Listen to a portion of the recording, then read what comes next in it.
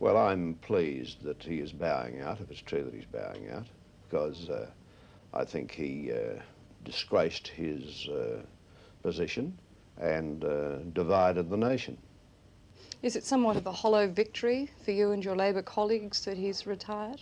I don't think of it as a victory. I think it's appropriate that a man who played such a disgraceful role in Australia's history should be getting out before his term is over.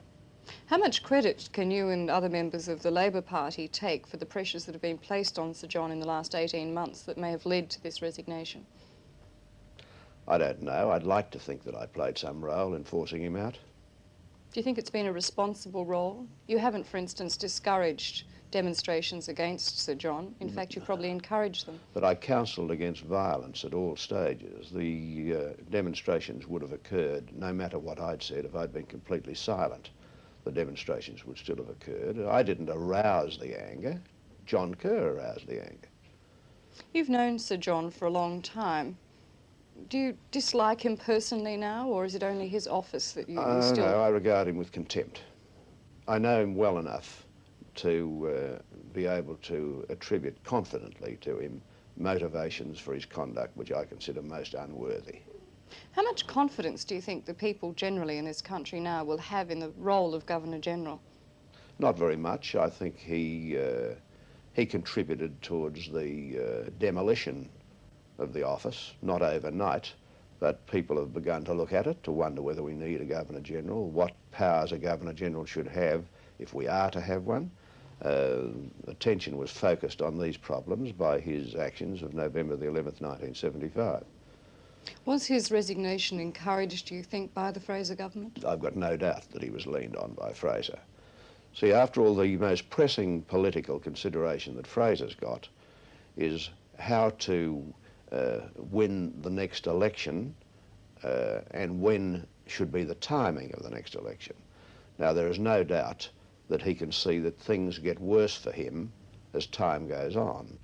Sir John was his normal composed self at today's credentials presentation, but was overheard to say today was a special one, a very busy day. For the past 18 months, Sir John has been writing his memoirs, which he hopes will put down critics of his dismissing Whitlam on November 11th, 75.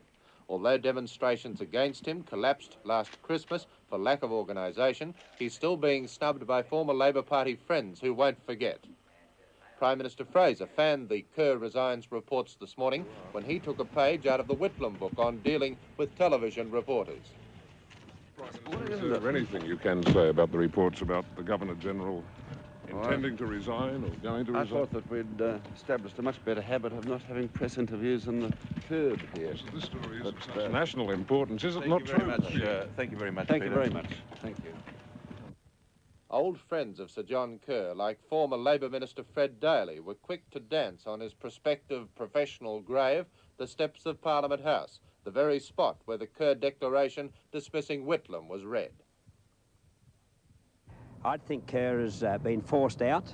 I think he's realised it's intolerable, and it can't be a happy sensation, you know, going out in your Rolls Royce and all dressed up and wondering whether you're going to be the subject of a demonstration or an unpleasant event. And I think it's got him down, and as I say, it's taken him a long time to get the message. Well, given that a Governor-General has some responsibility possibly to make sure essential services don't break down if there's political instability, what do you think he should have done at that time? Well, it's too large to debate in a couple of minutes, but don't forget, supply had not run out at that stage. There was still a fortnight's supply. The government still had a clear majority on the floor of the Parliament, and 5 times within the hour after they were dismissed, defeated the new government on the floor of the House. And what he should have done, he should have let the censure motion was on run its time. He should have asked the government, the opposition in the Senate, to vote on the budget.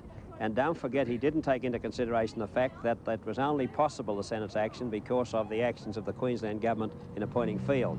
In other words, he should have asked the opposition or tell them to vote for or against the budget, at least as a start.